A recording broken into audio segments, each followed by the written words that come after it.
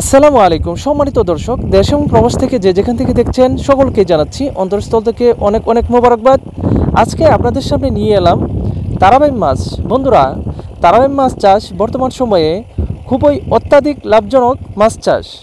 সম্মানিত দর্শক, আপনারা হয়তো জানেন তারাবাইম মাছ দেশীয় একটি মাছ। এই মাছগুলো বিনা খরচে চাষ করা সম্ভব।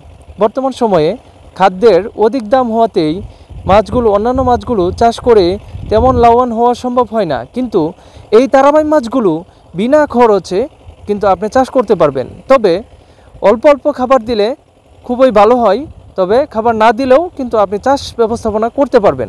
সম্মানিত দর্শক, এখন আমি আপনাদের সামনে কিছু বিষয় নিয়ে আলোচনা করব। তারাবাইম মাছের পোনা কীভাবে কালেকশন করবেন, তারাবাইম মাছের পুকুর কিভাবে প্রস্তুতি করবেন, এবং তারাবাইম মাছ কত মাছ চাষ করলে বাজারজাত করা যায় এবং বাজার মূল্য কেমন হতে পারে। সম্মানিত দর্শক, আপনাদেরকে প্রথমেই বলে নিই, তারাবাইম মাছগুলো সাইজ বেঁধে 800 থেকে 1000 টাকা পর্যন্ত বিক্রি হয়। তবে আপনারা যদি ভালো সাইজ করতে পারেন, মিনিমাম পাইকারি মূল্য 800 থেকে 900 টাকা বিক্রি করতে পারবেন। সম্মানিত দর্শক, এই মাছগুলো মাত্র 5 থেকে 6 মাসেই বাজারজাত করা যায়। তবে তারাবাইম মাছগুলো অবশ্যই আপনারা কেনার আগে ভালো বিশ্বস্ত হ্যাচারি থেকে নিতে হবে, কারণ এই তারাবাইম মাছগুলোর মধ্যে জাতের মধ্যে একটু ডিফারেন্স রয়েছে। যেমন ভালো জাতগুলোই বড় হয়, আকারে বড় থাকে, এবং কি শরীরে ফুটো ফুটো থাকে, শরীরটা চড়া থাকে। সম্মানিত দর্শক, অবশ্যই আপনারা ভালো মানের পোনাগুলো নেবেন। রেট একটু সামান্য বেশি হলেও জাতটা অবশ্যই নিশ্চিত করবেন, কারণ জাত যদি ভালো হয় মাছগুলো পুকুরে গিয়ে টিকবে, নষ্ট হবে কম, প্লাস গ্রোথ হবে ভালো, প্রাকৃতিক খাবারগুলো সুন্দরভাবে গ্রহণ করতে পারবে।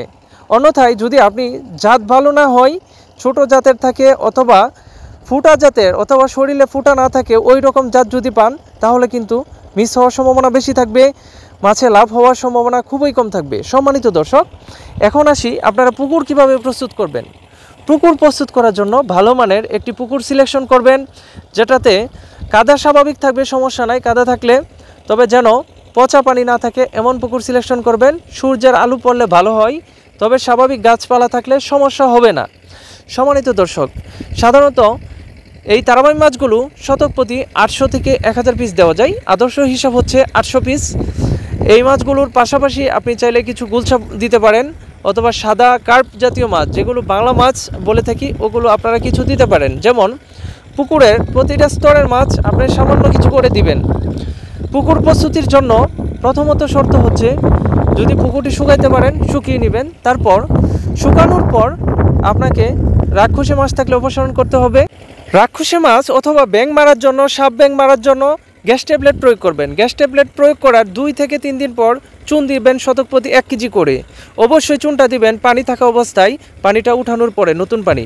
তারপর আপনি ইউরিয়া সার দিবেন, টিএসপি সার দিবেন, গোবর দিবেন। ইউরিয়া সার শতক প্রতি 100 গ্রাম, টিএসপি সার 100 গ্রাম, গোবর দিবেন 2 কেজি করে। তারপর 3 দিন গ্যাপ রেখে মাছ ছাড়ার 1 দিন আগে সুমিথিয়ন দিয়ে মাছগুলো ছেড়ে দিবেন।